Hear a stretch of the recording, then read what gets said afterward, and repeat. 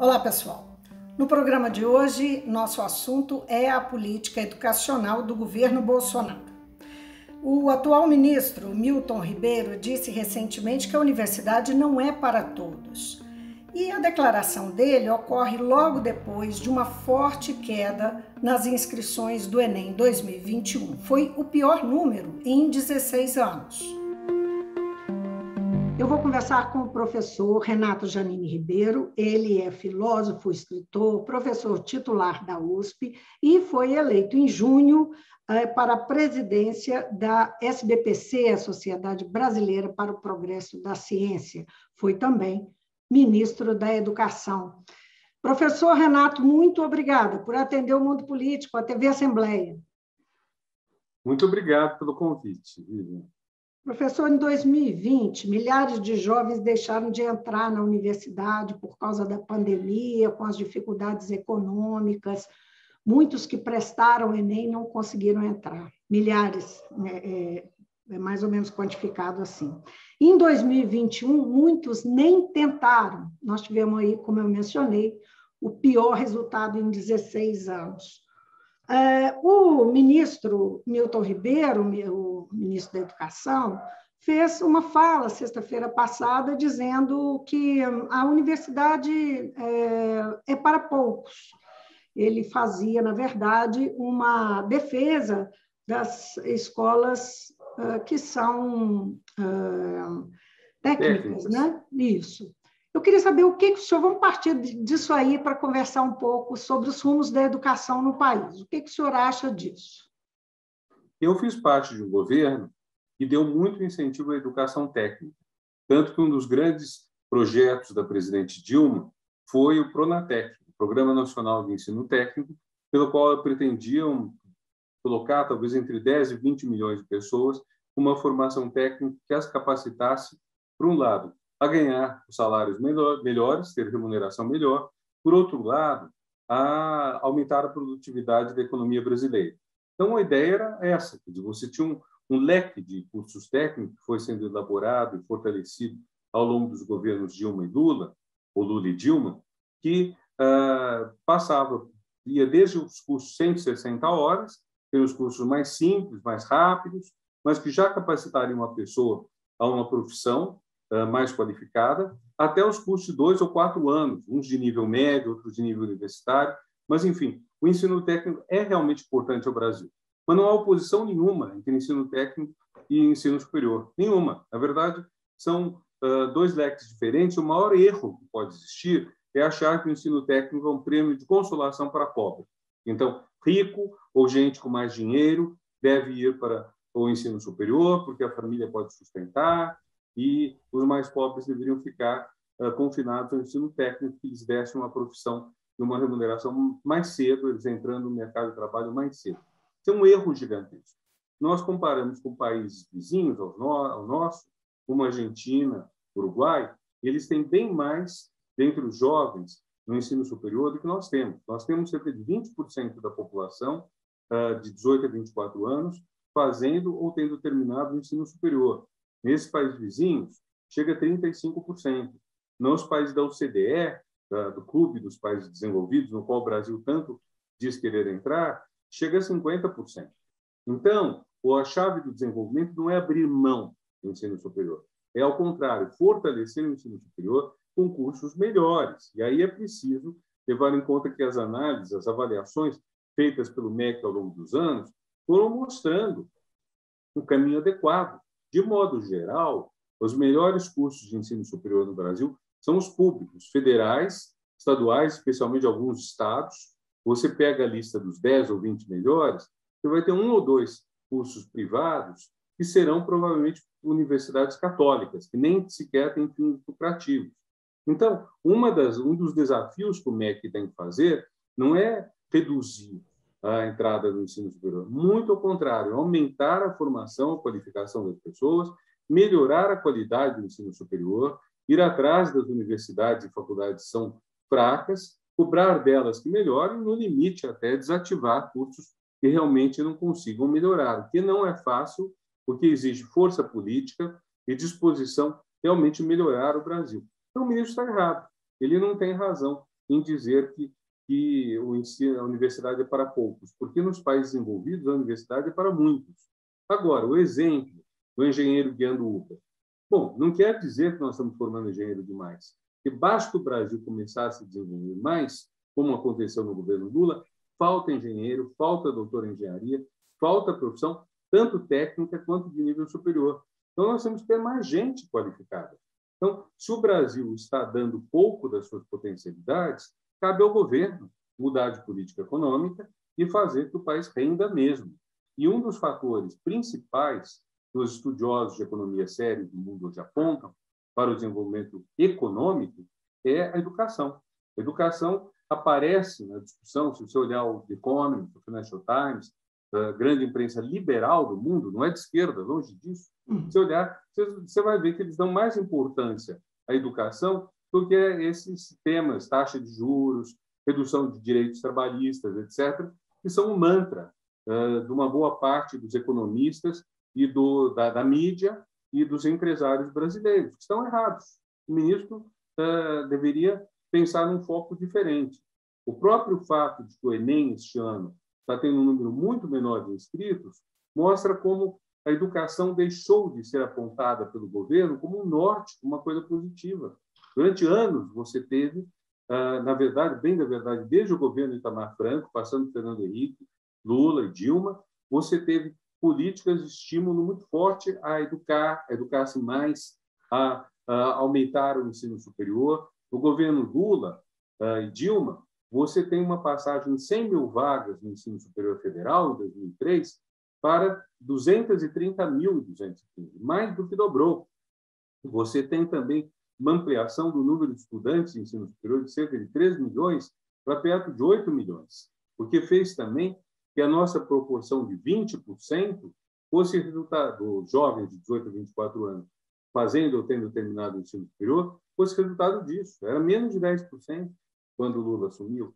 Então, nós temos um projeto de educação que começa com Itamar Franco, a bem da verdade, se prolonga, tem um avanço muito grande nos dois governos do PT e, desde então, está, vamos dizer, está mais ou menos parado e, no atual governo, esse projeto de educação realmente cessou de ser uma prioridade, muito ao contrário. Os críticos, especialmente desse governo e das gestões que o MEC teve, né, durante o governo Bolsonaro, falam em desmonte da educação. Muitos são educadores, né? Como é que o senhor lê essa crítica? Eu vejo uma falta de prioridade. Quer dizer, se isso é desmonte, é uma questão de palavras, mas não é uma prioridade. Quando o governo mandou à Câmara, no começo da sua gestão, a relação dos projetos de lei que ele considerava importantes nas várias áreas, o único sobre educação era favorecendo o ensino domiciliar, também chamado homeschooling, que é uma causa muito controversa, porque a escola é um espaço importante de socialização da criança, dela aprender a viver em sociedade, e a ideia desse governo era, em vez de vamos favorecer a criança ficar em casa com os pais ensinando, pais que muitas vezes não têm informação nenhuma para ensinar, e, de qualquer forma, é uma demanda de cerca de 5 mil famílias no Brasil, quando nós temos quase 50 milhões de crianças e adolescentes na educação básica. Então, um governo que pensa em 5 mil famílias, em vez de pensar em 50 milhões de crianças e adolescentes, o que você pode dizer é que não tem pauta para a educação, tem projeto. Aí o primeiro encarregado da área disse que ia priorizar a educação básica. Bom, isso é algo que todos os ministros da educação dizem há muito tempo, mas não pode ser só palavra solta ao vento. Tem que ter medidas nessa direção.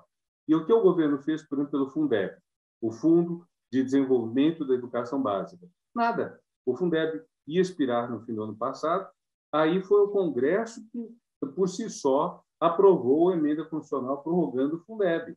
E uma emenda constitucional que contou, além disso, com a oposição do governo. Tentou, de todas as maneiras possíveis, esvaziar o projeto, inclusive permitindo que gastos em outras rubricas fossem colocados na conta do Fundeb. E, no fim das contas, o Fundeb foi aprovado com só 7 votos contra, eu acho, uma coisa assim. Porque é uma coisa curiosa no Congresso, que é o seguinte: você precisa de 3/5, 308 deputados para passar um projeto de emenda constitucional. Quando você vê que vai ter 350, 400 votos, e o projeto é um projeto do bem, um projeto que vai pegar bem, projeto popular, que vai causar repercussão positiva na população, no caso entre prefeitos e governadores também, aí os que iriam votar contra o CEPST se juntam para formar um número. Então, a própria base do governo acabou aderindo ao Fundeb. O governo teve uma derrota, quase 500-7, né? Uma coisa assim. Então, mas a falta de projeto é o ponto preocupante. Se você pensa que nós estamos há 1 ano e meio com o ensino remoto emergencial, que não chega a ser uma educação à distância, que não tem os cuidados, os requisitos, a tecnologia de uma boa educação à distância.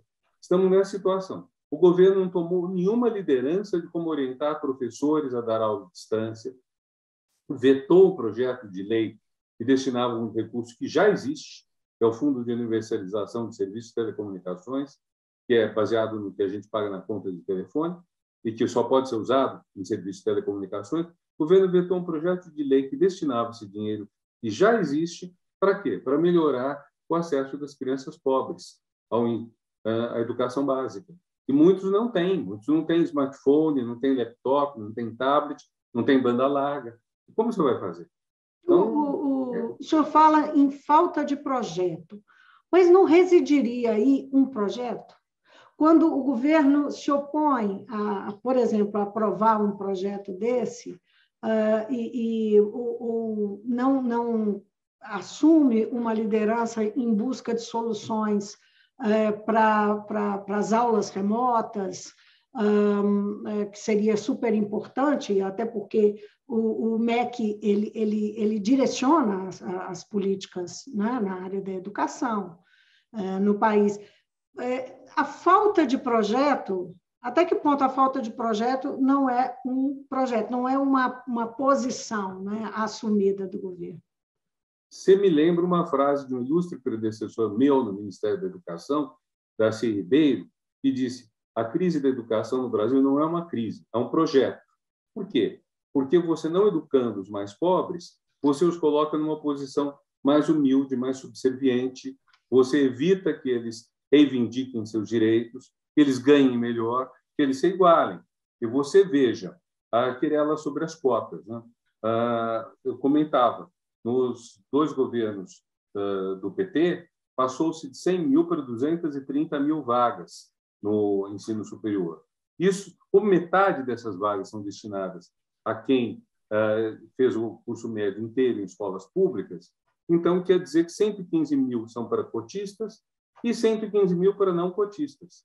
Antes das cotas, eram 100 mil para não cotistas. Então, ninguém perdeu vaga.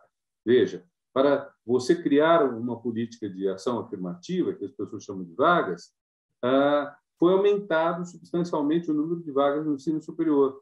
Então, isso é um projeto de inclusão, um projeto de tudo isso. Quando você tem...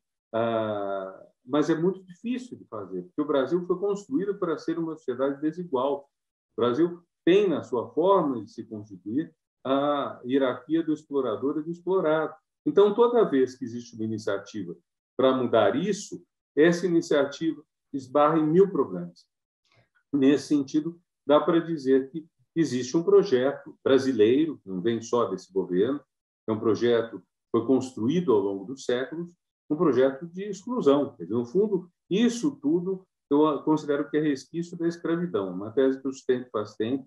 Quer dizer, a escravidão deixou marcas no Brasil muito grandes, desprezo pelo trabalho braçal, desprezo pelo pobre, enfim, essas marcas estão aí e o país continua nessa direção, infelizmente. Quer dizer, teve um intervalo que o Brasil realmente foi para outra direção, mas agora ele voltou com muita coisa nesse ponto.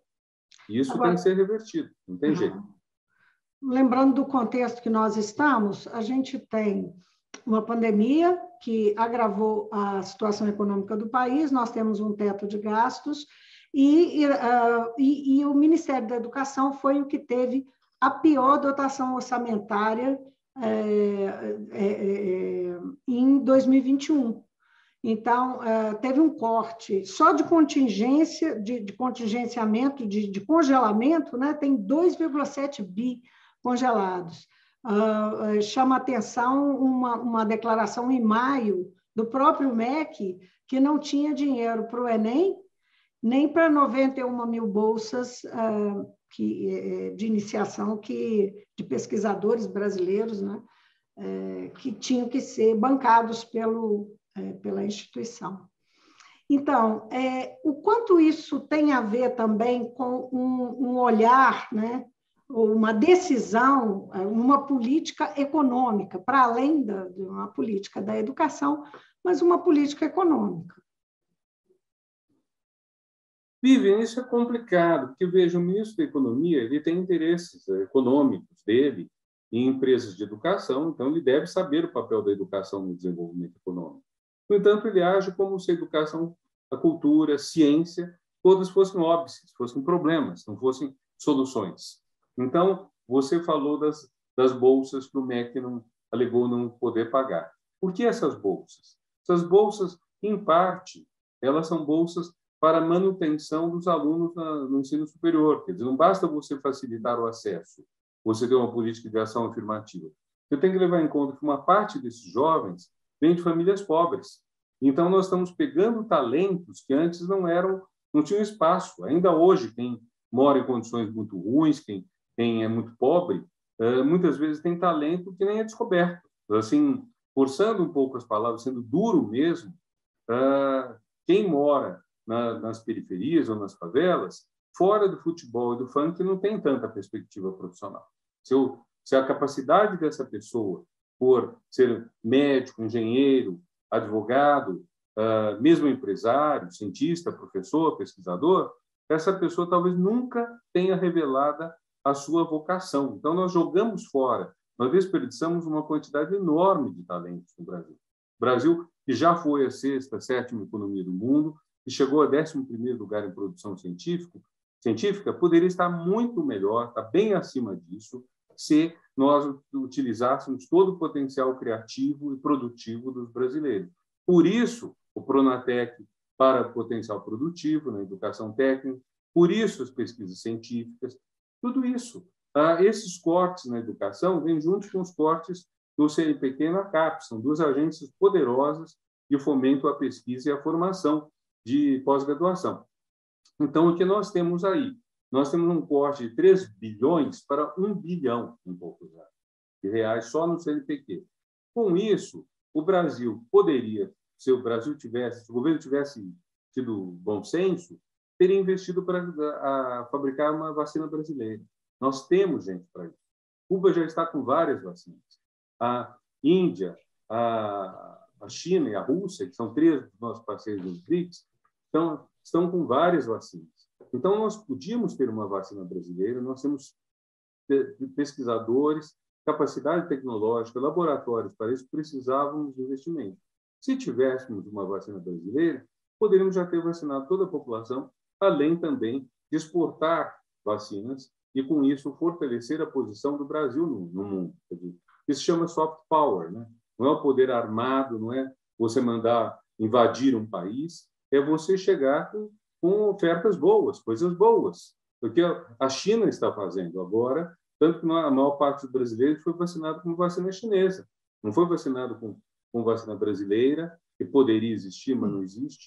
Então, há um desperdício gigantesco de potencial nisso tudo.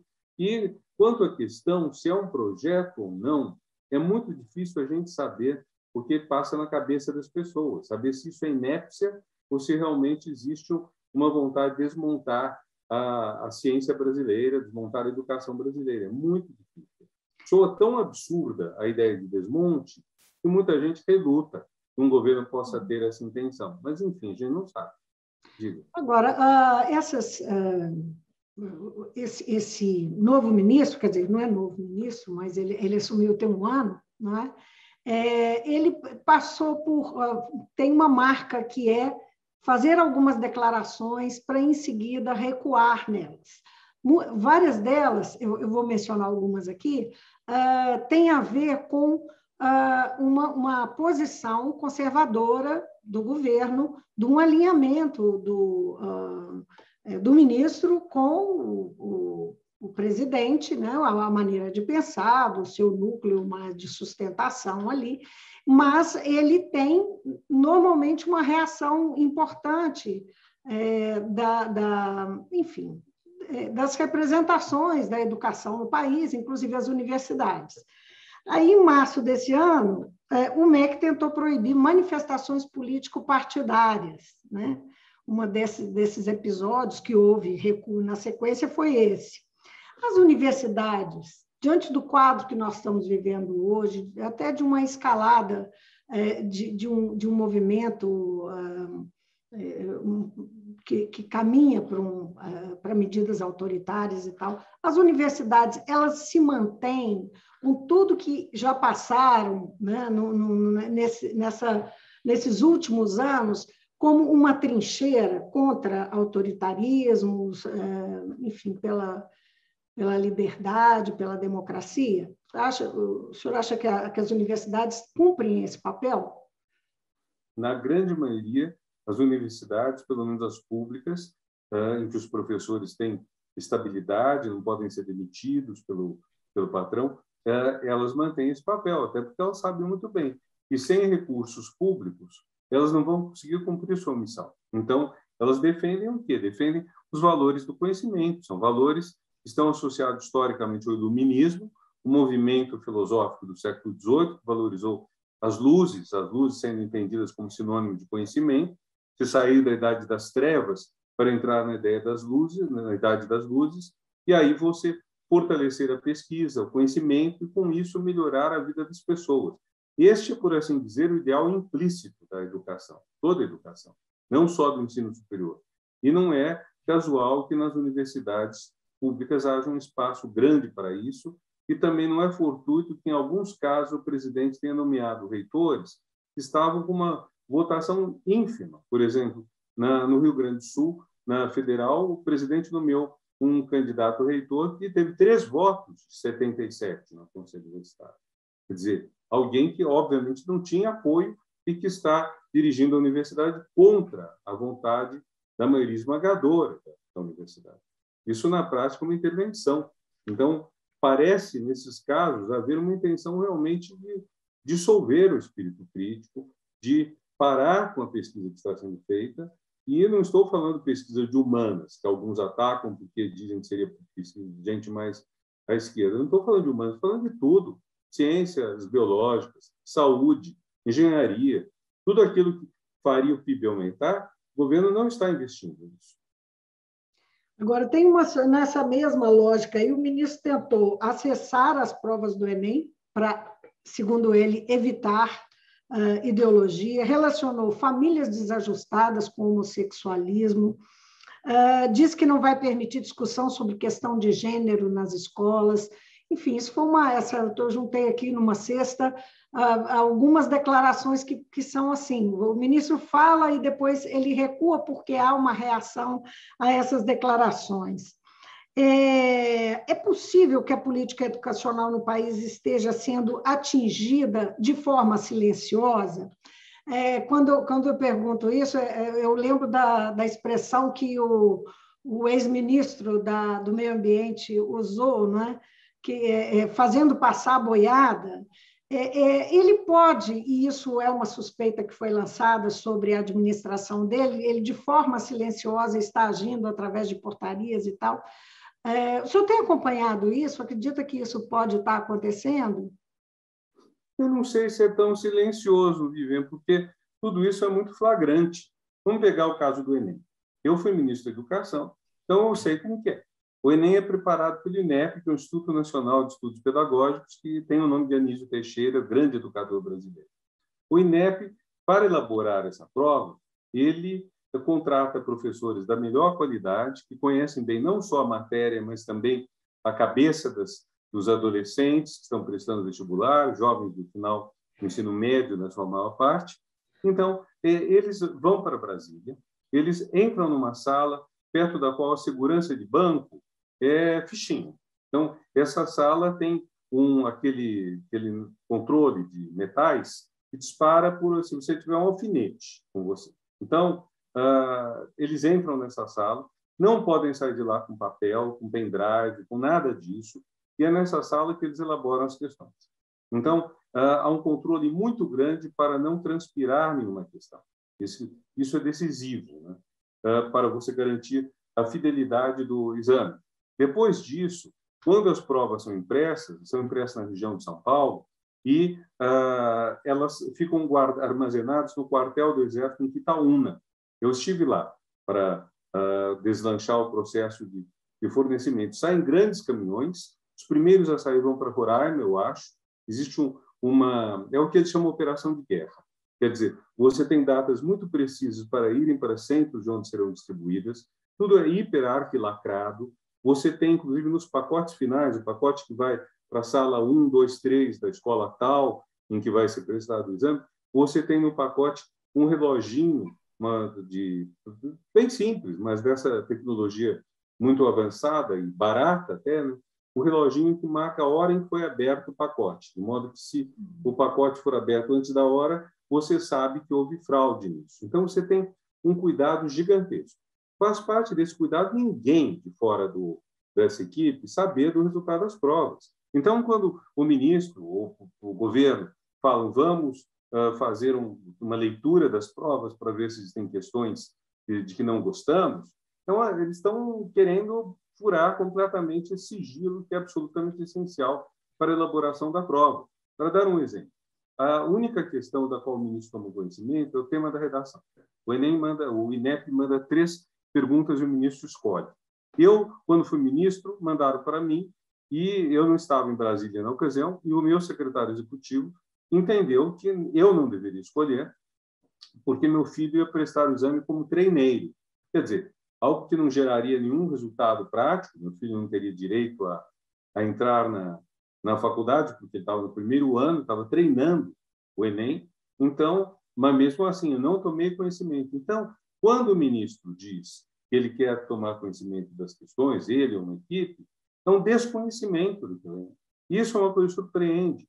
Uma parte do pessoal que está na gestão não tem ideia do que é.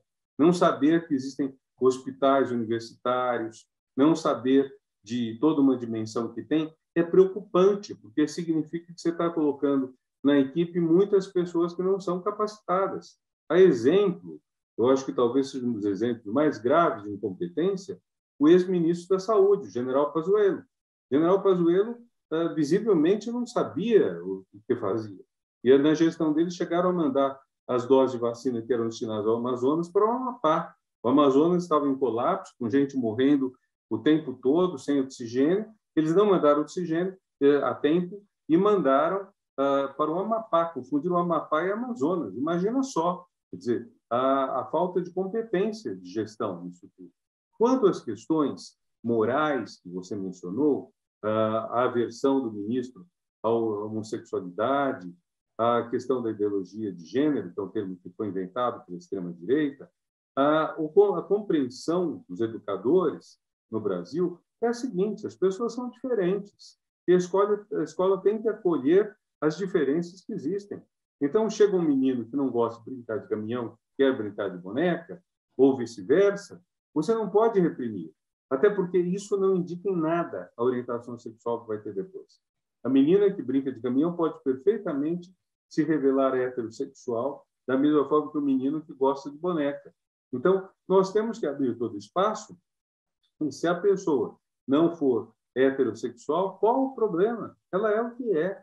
Então, nós temos que aceitar, temos que evitar o bullying, evitar o assédio, evitar a humilhação das pessoas diferentes, porque isso aconteceu sempre nas escolas, de haver humilhação ou por parte dos professores ou dos próprios coleguinhas em relação a quem é diferente. E isso não pode acontecer. O papel da escola é evitar isso, não é fortalecer isso. Então, acredito que haja uma série de equívocos por parte da atual equipe ministerial. Professor, o senhor acha que a população, como um todo, reconhece a educação como um direito? Bom, essa é uma questão complicada. Como direito, talvez. Como dever, eu não sei. Então, direito no sentido de que você se beneficia. Então, reconhecer que você tem o direito de colocar seu filho numa escola pública e ser bem tratado, acredito que a maior parte das pessoas acredita que isso é importante. Agora, saber se a maior parte da população acredita no papel libertador, emancipador, criativo da educação, esse é outro ponto que eu não tenho certeza. Eu penso que falta no Brasil um comprometimento maior da sociedade com a educação. Falta. É comum dizer, educação tem que ser política de Estado, não política de governo. Quer dizer, não é o partido tal que assume, e aí o partido oposto ganha as eleições seguintes e muda tudo pela vez. Às vezes fazem isso só para mudar o nome do programa. Tem um programa que se chama tal coisa, o governo seguinte não quer reconhecer que começou na administração anterior, muda o nome, joga fora, no tempo de papel timbrado, joga fora papel timbrado, joga fora tudo o que tem aquela marca e faz uma nova. Isso é uma besteira, não pode acontecer. Mas eu acho que chamar de política de Estado ainda é pouco. Eu acho que a educação tem que ser uma política da sociedade.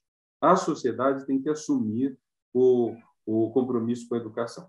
Então, isso é algo que significa. Nós temos que estimular os pais e as mães, não necessariamente ajudarem o filho a fazer a lição de casa, até porque, primeiro, é o filho que tem que saber fazer, e segundo, porque faz parte do nosso tempo, no Brasil, que os filhos tenham mais educação do que os pais. Então, às vezes, os pais não conhecem os assuntos que os filhos estão aprendendo. Isso é positivo, mostra um progresso. Agora, o que os pais podem e devem fazer é estimular os filhos a estudar. É não dissuadir, porque já existe muito fator para desviar a criança da escola. Muito.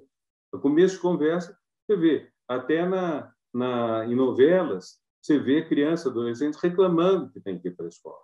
Ou você vê novelas em que você tem jovens e nenhum deles estuda. É uma coisa louca. Eu revi A Força do Querer recentemente.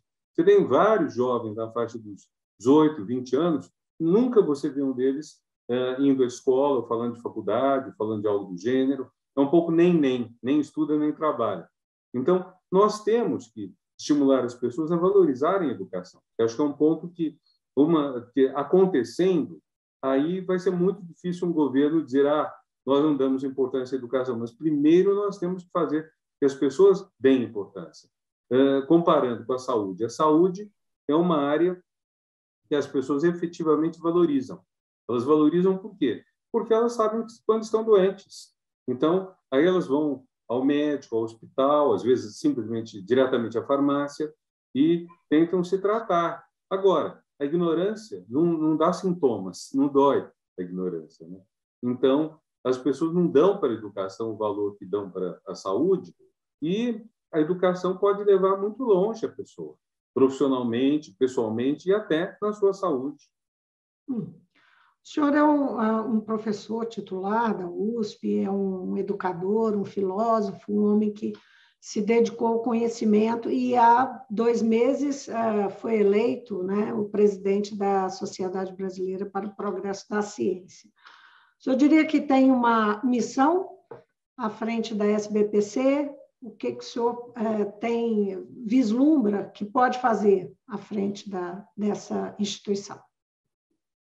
Não é sozinho. Nós temos uma missão, mas nós somos um coletivo. A SBPC não faz eleição por chapa, então não posso dizer que a minha chapa foi eleita. Eu fui eleito junto com 2 vice-presidentes, uma secretária-geral, 3 secretários e 2 tesoureiras. Uma diretoria de 9 pessoas, somos 2 homens, eu e um dos vice-presidentes.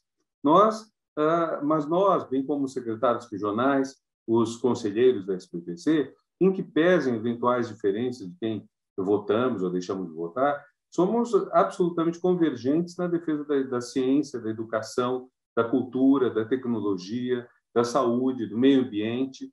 Então, nisso tudo, nós temos, sim, uma missão, nós, como coletivo. E essa missão é a defesa desses temas todos que formam o que eu chamo de um círculo virtuoso.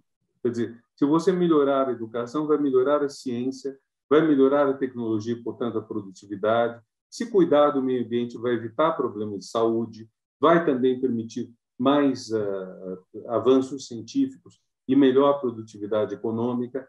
Então, essa é a nossa missão, é lutar em defesa disso que hoje está ameaçado e fazer a sociedade assumir com muita clareza que qualquer projeto para o Brasil vai ter que passar por isso. Quer dizer, se nós estamos num momento difícil, de um governo que não tem conhecimento a respeito desses dados básicos da sociedade atual, da sociedade contemporânea, nós temos que preparar a sociedade, para que a sociedade, as pessoas que tomam decisão, todas as pessoas percebam a importância decisiva da ciência. É esse o nossa questão. Por isso o progresso da ciência, pelo nome da sociedade.